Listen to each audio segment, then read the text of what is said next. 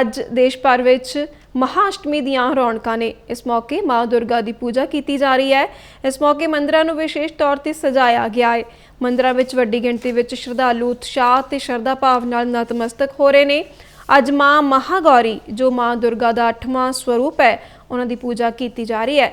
ਦੇਸ਼ ਭਰ ਵਿੱਚ ਵੱਖ-ਵੱਖ ਥਾਵਾਂ ਪੰਚਕੁਲਾ, ਦਿੱਲੀ, ਮੁੰਬਈ ਤੋਂ ਇਲਾਵਾ ਬੰਗਾਲ ਵਿੱਚ ਮਾਂ ਦੁਰਗਾ ਦੀ ਵਿਸ਼ੇਸ਼ ਪੂਜਾ ਅਰਚਨਾ ਕੀਤੀ ਜਾਂਦੀ ਹੈ। मां महागौरी सानू याद दिवाउंदी है कि अंदरूनी शक्ति और साहस नाल नकारात्मकता ते जित प्राप्त की जा सकती है।